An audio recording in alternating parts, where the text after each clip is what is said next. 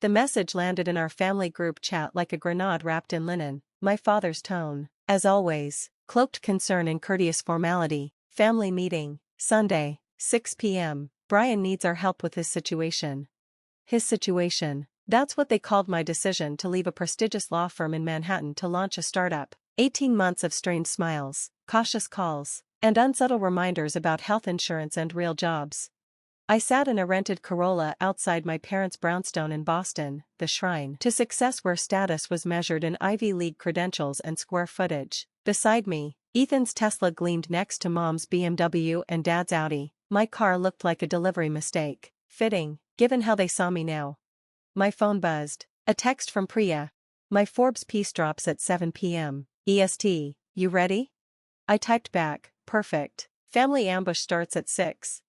She replied instantly, want me to fake a medical emergency? Nope, it'll be worth the wait. I caught my reflection in the rear view, no tie, just a navy blazer over a white shirt, hair pulled back in a low bun. Let them think I was flailing, the reveal would taste even better.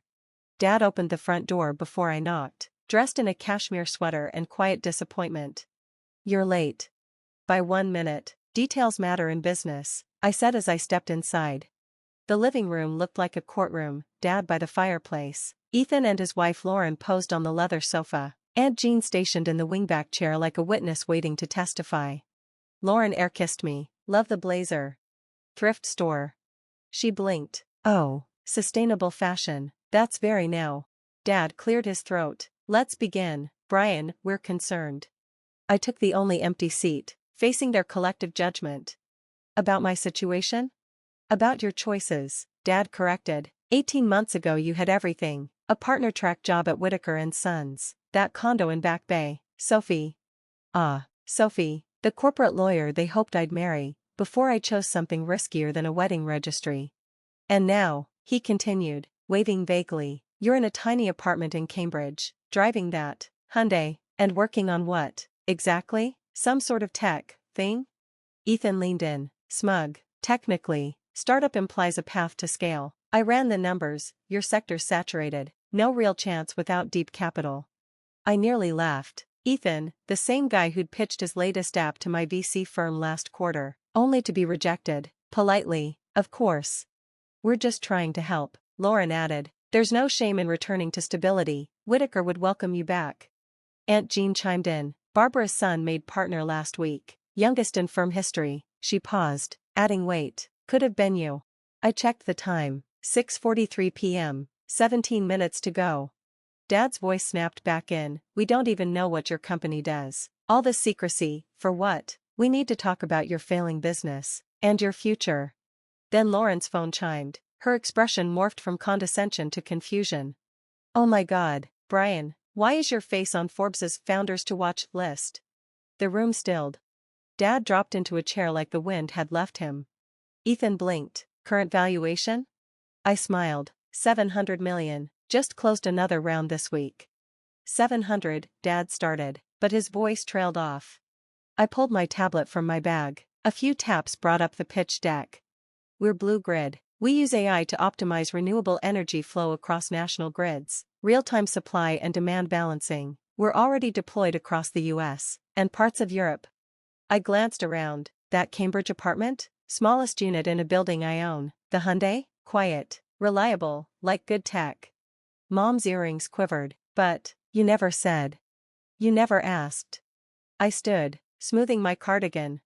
I've been working 18-hour days for the last year. That silence? It wasn't shame, it was building. And now, I glanced at my phone, 1 minute. Forbes drops a profile about how a 30-year-old lawyer founded a tech company while his own family thought he'd failed. Lauren's phone lit up again, then Ethan's. Aunt Jean's fingers flew, probably texting Barbara. 700 million, Dad echoed. Correction, I said, watching a text from Priya arrive. Make that 800, Tokyo markets just opened strong. Silence blanketed the room. Why didn't you tell us? Mom whispered. I slung my bag over my shoulder, because sometimes the only way to build something big is to be underestimated. You'd be amazed what people ignore when they think you're losing. My phone buzzed.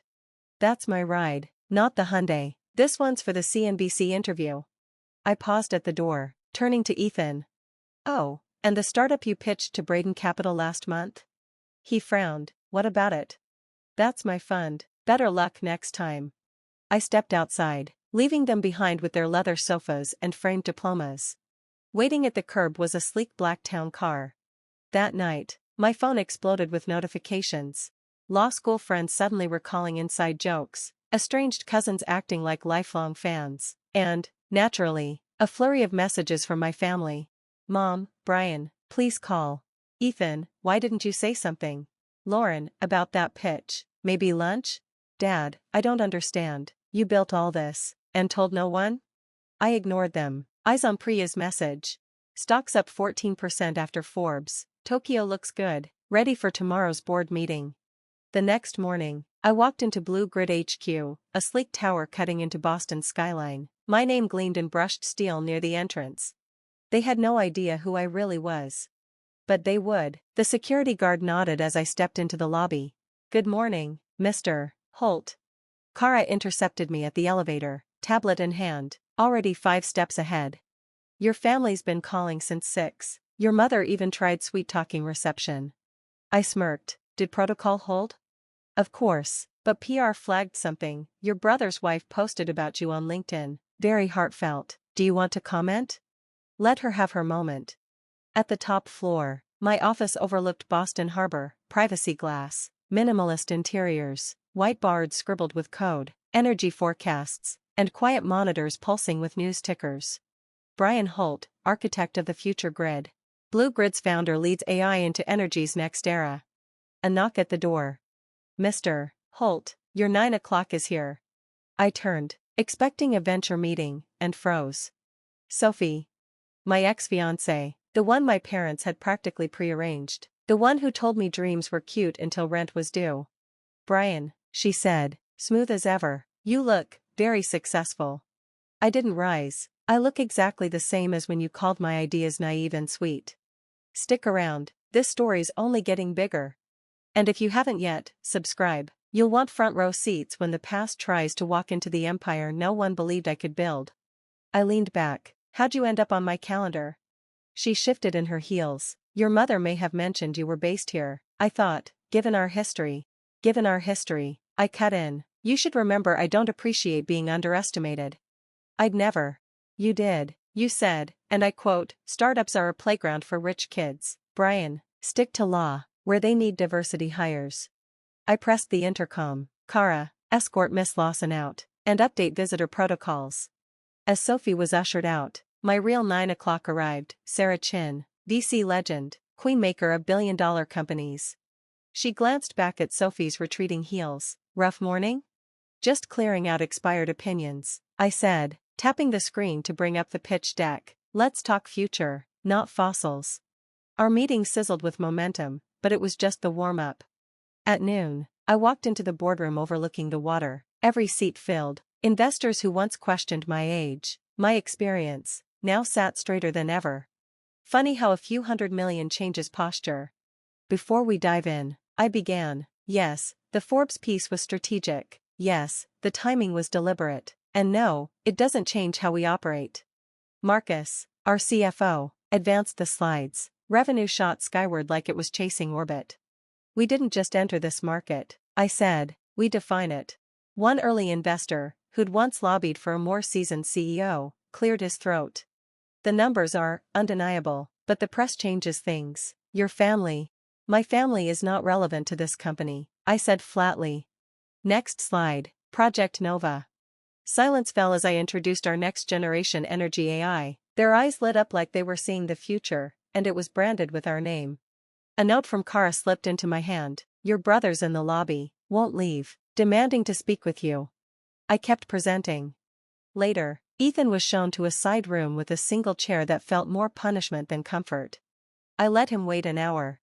When I finally walked in, he was pacing, tie loose, hair disheveled, phone clutched like a lifeline. Seriously, Brian, you couldn't have told security I'm your brother? They know who you are, I said calmly, that's why they followed protocol. He deflated into the chair. Mom's crying, Dad hasn't gone to the office. They feel betrayed.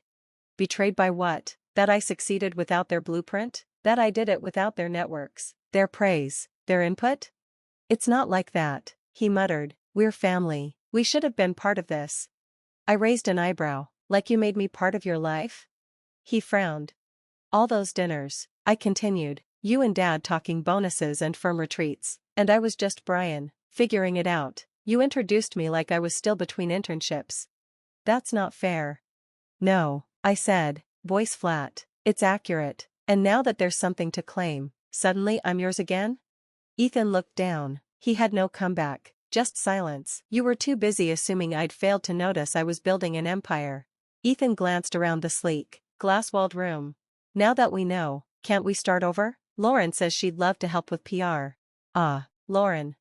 I pulled up a file on my tablet.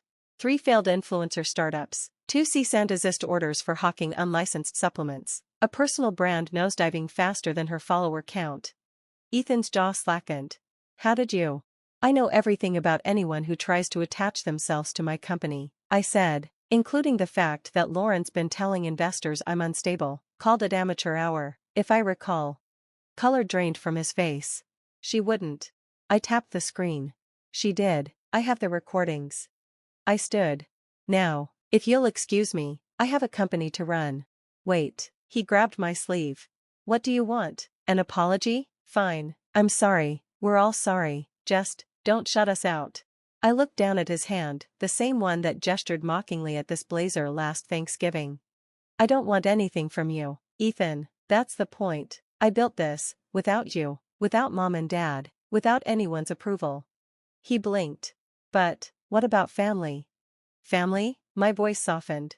Family would have believed in me before the millions. Family would have asked about my dreams instead of laughing at them. Family would have seen me, not a version that made them more comfortable.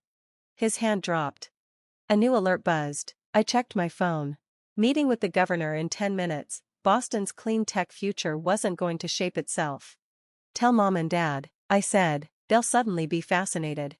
I walked out. Kara joined me, tablet in hand.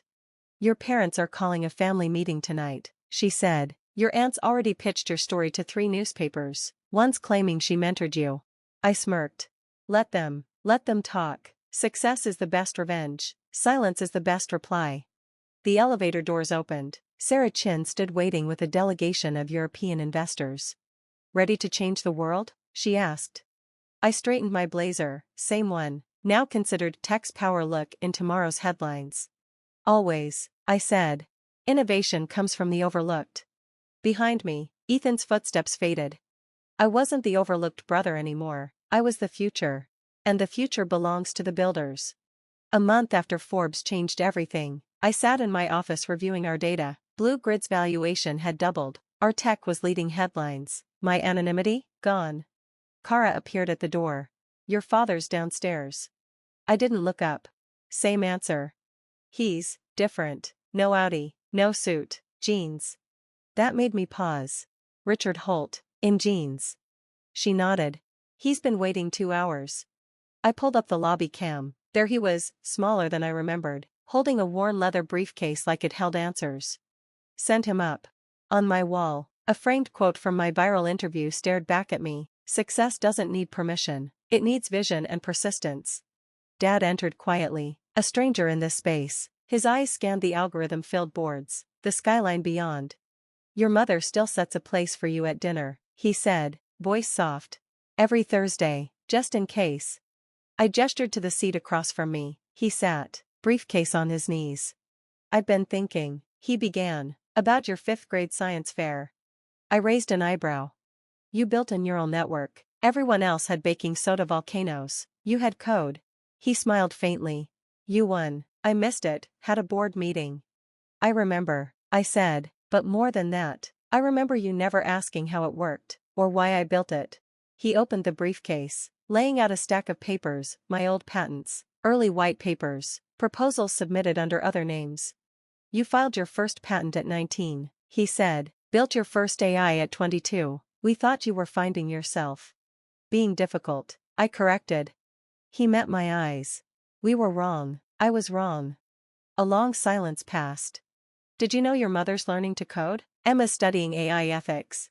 Even Ethan? He sighed. Trying to pitch your competitors. There's a lot you didn't know, I said. Didn't want to. He nodded.